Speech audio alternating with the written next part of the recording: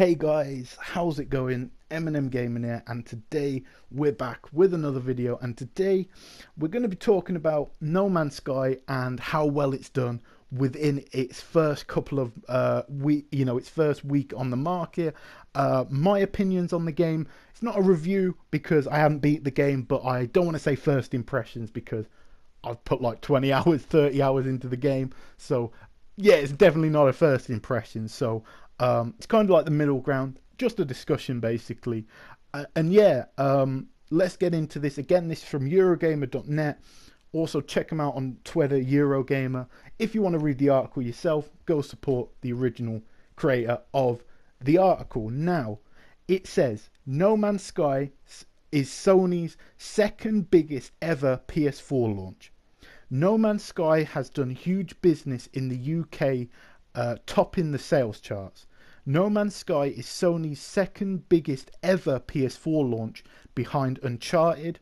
ChartTrack said, remember that's physical sales only. No Man's Sky also came out in digital form on the PS4 and on PC. Hello Games' space title is fifth behind Destiny, Watch Dogs, The Getaway on the PS2 and The Last of Us PS3 in terms of new intellectual property across all publishers and Sony formats, ChartTrack added. That's really impressive. It's a huge sales success for Hello Games, and No Man's Sky, which is also the biggest game release on Steam in 2016 so far. At the time of publication, No Man's Sky had 46,485 people playing concurrently behind only Dota 2, Counter-Strike Global Offensive and Team Fortress 2. Obviously, those three are the three biggest games on Steam and have been for years. Here is the top 10. In number one spot, as we know, No Man's Sky, Grand Theft Auto 5, Overwatch. Now, before I go any further, let me know down below, guys. Is Overwatch any good? I've heard some good things about it. I know it's an online only game. I'm not the biggest online guy, but let me know, is it worth a purchase? All that good stuff. Lego Star Wars The Force Awakens. I can definitely recommend this game. This game's fantastic. I loved it. Definitely got to get that platinum, but shouldn't take too long for that. Uncharted 4: A Thief's End, can't budge this from the top 10. Fantastic game, amazing. I love it. Play it every day, and I'm not even an online guy, so that shows how good the game is. In my humble opinion, some people probably don't like it, but that's just my opinion. Rocket League had a physical release, obviously in the UK. Great to see that doing well. FIFA 16, obviously it's FIFA. Doom, fantastic to see that up there. Black Ops 3, obviously interesting to see that there with obviously Infinite Warfare and the Modern Warfare remaster coming very soon. But great to see that up there. And Minecraft Xbox Edition. So yeah, fantastic top 10 list. What's my thoughts on this? It's great to see, an indie developer with a really out there, unique game managed to sell incredible amounts of copies, at a full retail price. This is not a $10 game, this is not a $20 game, this is a full $60 retail game, and that's incredible. I don't know how they've done it. It's the second biggest launch on the PS4. Now bear in mind, some people might say, oh, they ain't got much to go up against, but bear in mind, this is only the UK, this is only physical copies, and yeah, bear in mind, games like Bloodborne nearly cracked 3 million, probably has at this point. You got Infamous sold well over 2 million. You got Drive Club sold well over 2 million. You've got the Nathan Drake collection sold well over 2 million. So a lot of exclusives have sold 2 million or higher. And I think really only Uncharted 4 smashed nearly 3 million its first week. So yeah, it's really great to see it doing well. And I think you add in the US numbers, you add in the digital and the Steam numbers, and I think Hello Games made a pretty penny off this game. But again, like I said, it's a great thing to see new developers, indie developers with a new IP just absolutely come out and smash it out the park. And yeah, I'm really, really chuffed about that. So let me know again, guys. Are you happy with the sales, all that sort of stuff? Now, let's get on to the mini review slash my thoughts, whatever, on No Man's Sky. About 20 hours in, I'm slowly getting towards the center of the universe and all that sort of stuff. The game's really good. I really like the game. It takes a little bit of getting used to. I will say that it's not one of those games that you can just pick up.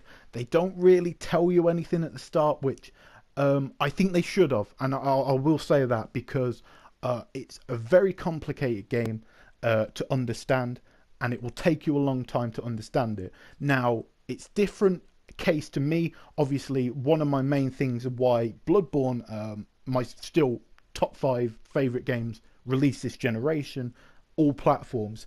Why Bloodborne was so good, even though it had that huge learning curve, was because it kind of made sense. You had to learn the boss battles, the fight and stuff, but there's like crucial things they do not tell you in this game, like how to make a hyperdrive and all this sort of stuff.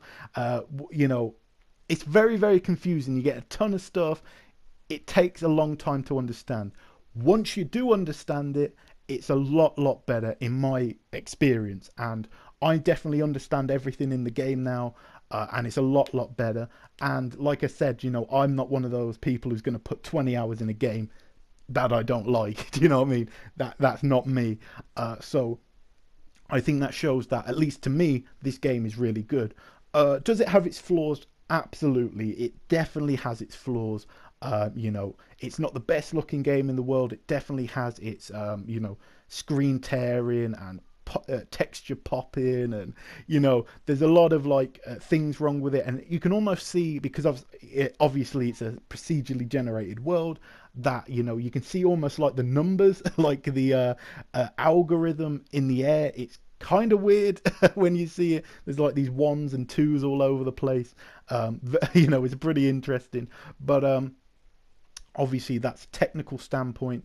Bear in mind, I'm being a little bit kinder on them because obviously 13 people made this game. We've got to realize that. It doesn't have really that deep of a story. It's not going to be a story that keeps you hooked, but it's the grind and the gameplay loop and all that sort of stuff that is going to keep you hooked for many hours in this game.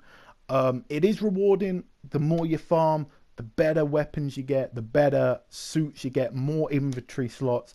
Bigger planes means you can fight in space without getting absolutely destroyed. And the space fights are really fun. I've seen a few people complain, but to me, I think they're really fun when you're in space, taking down all these enemy planes. I've got a massive ship at the moment with like 24 inventory slots. It's huge. So obviously, the more you go into it, the more fun it gets. And I think that's the big key to why I keep playing, because the more I play, the more planets I find, the more interesting creatures I find. And yeah, that's really good. The gunplay is pretty solid. It's not the best gunplay I've ever witnessed in my whole life, but at the same time, it's not bad. It's not terrible. But like I say, if I was to give this like a review out of 10, what would I give it? I'd probably give it a 7. At the moment from what I'm playing, it's not a bad game. It's a really good game, but it just lacks that story. It lacks a little bit of online. Now, bear in mind, I know that the game was not going to have an online feature. I'm not ducking points for that. I'm not really doing a review. I'm kind of just free for, off the top of my head, a review score. But I think if they were to make a No Man's Sky 2, or they've said that they're going to improve the game with DLC over time for free, I think an online feature would be amazing. I think, imagine going around with your friends on these strange planet, finding these weird creatures, because you do find yourself sometimes looking at these creatures and laughing. I know I do, but it's kind of, it'd be cool to, with your friends, discovering all these animals, taking them down, trying to take down these like big spaceships for the big rewards. That'd be really cool, and I think it'd be a lot of fun too. And yeah, like I said, that would be a huge feature to add. You know, maybe some. I don't even really know. You know, maybe some more ships or whatever they add to it would be really cool. But yeah, it's a great first attempt from a small studio, and I think there's a lot of potential for the future. And I think that is the key for this game. That's why I'm so happy it's sold. You know, sometimes you get new IPs from smaller developers and they absolutely tank, and I think this game is not going to do that, so that's fantastic. Would I recommend it for you? What if you like grindy games, if you like resource gathering and upgrading your weapons, and you know there is exploits in the game, but like if you really just like to get through the game as quickly as possible, if you don't like gathering resources, then I'd say this game's not for you. I'd say skip it, save your money. You're probably not going to enjoy it, and to be honest, I'd recommend, you know, maybe something else. There's a ton of great linear games out there, obviously in that list. Star Wars The Force Awakens, fantastic game. Uncharted 4, fantastic game. GJ5, you've probably played it, but that's a fantastic game. So there's a ton of other games that you may be suited with, but if you like resource gathering and, you know, finding new animals, planets, you know, exploring the galaxy and, you know, upgrading your weapons, it's definitely going to keep you hooked. Let me tell you that. You will probably spend, really, there is no end to this game. Like, from what I'm hearing, there is 3 endings, but you can continue playing afterwards and go to all these different planets. So there's really no end to this game, to be honest. But yeah, so you can just put hundreds of hours into this, you know, mining resources, checking out, you know, finding all the animals. So my opinion, it's worth it if you like resource gathering and, you know, exploration and, you know, the space aspect to it. If you kind of like, I guess, Star Trek, if you like that, if you like Minecraft, you're gonna like this game. I think you're gonna love it. If you don't, I'd recommend skipping it because it just won't fit you.